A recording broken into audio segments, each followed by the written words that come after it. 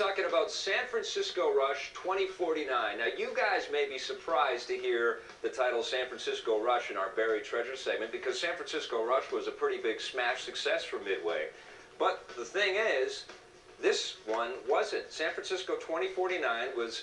people didn't pick this one up for some reason. This one's for the Dreamcast, and I gotta say, it's one of the most enjoyable racing games that you can find on the Dreamcast. The graphics are incredible. Everything moves very, very fluidly, 60 frames per second. There's flashing lights all over the place. There's huge jumps. There's loop-de-loops, all kinds of stunts you can pull off. The vehicles are very cool. It's sort of a projected cartoon future on some of those cool cars that were in the original San Francisco Rush game.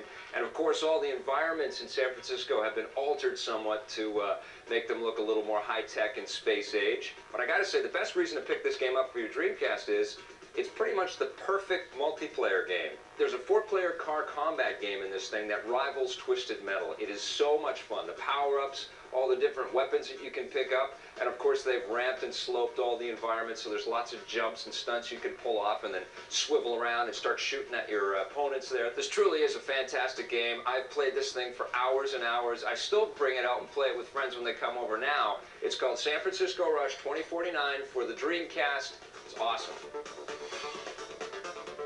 All right, we're here at Mission Control, and we're going to talk about Metroid Prime for the GameCube. You done in there, Tommy? You ready? Come on out. I'm just taking a intergalactic zero-gravity space dump. All right, that's nice. What did you think of Metroid Prime for the GameCube? Well, there's been a lot of speculation about this game. That's right. Everyone's like, oh boy, we're getting a first-person shooter. Are they going to screw it up? Yeah, it was like, don't mess with my Metroid. That's right. Well, this game is a really good first-person shooter. So, you know, mission accomplished, if you will. It is a 3D take on the whole 2D Metroid vibe. Now you're looking at everything through Samus's visors, and you get to experience everything firsthand exactly as she would when your visor gets all fogged up when you pass through like a cold spray, or it starts to sort of crackle when you walk into a very hot room. There's an X-ray component to the visor as well, and you can actually see the bones in Samus's hands. You get to curl up in a ball at any point and roll around, which is like the original game as well. That's right. For me, the problem is this. There's so much exploring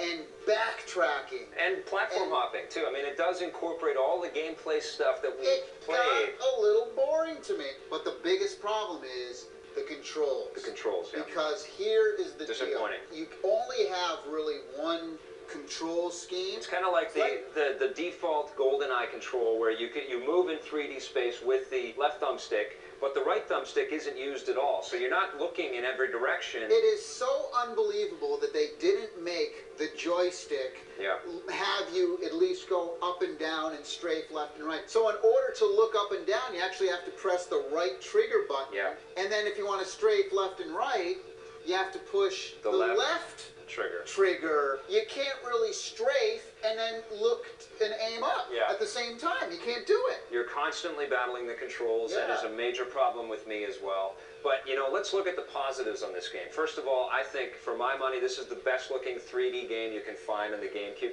And the other cool thing about this game is that it actually connects with Metroid Fusion.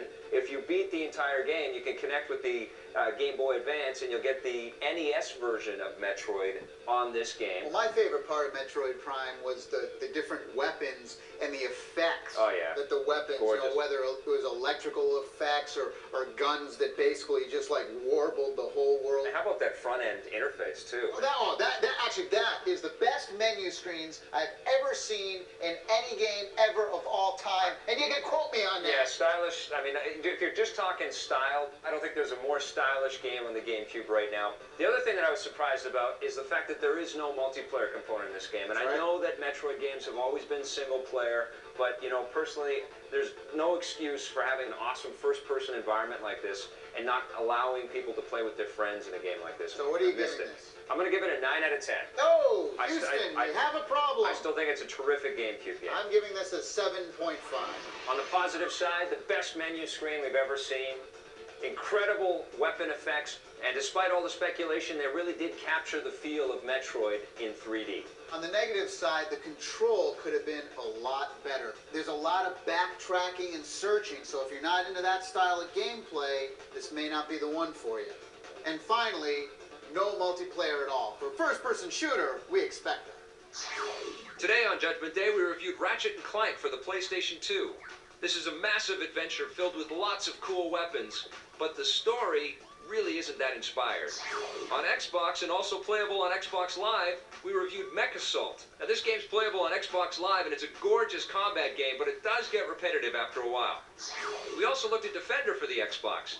This game's got pretty good controls, but it doesn't really feel like that classic old Defender that we all know and love. On GameCube, we reviewed Metroid Prime. This is a great 3D update to the classic Metroid, but the controls are really clunky. In hardware, we reviewed the Spider Pad for the Xbox. This is an excellent looking controller, but the button placement is all wrong and you can't use your Xbox Live communicator. What's the deal with that? On the Game Boy Advance, Tommy reviewed Super Ghouls and Ghosts. This is a classic game that everybody's got to have in their collection, but be prepared, this one's insanely tough. Well, that's it for our sci-fi show. We'll see you guys next time on Judgment Day. I'm gonna go finish taking my intergalactic zero-gravitational space dump. Oh, man. Oh. I might be a minute.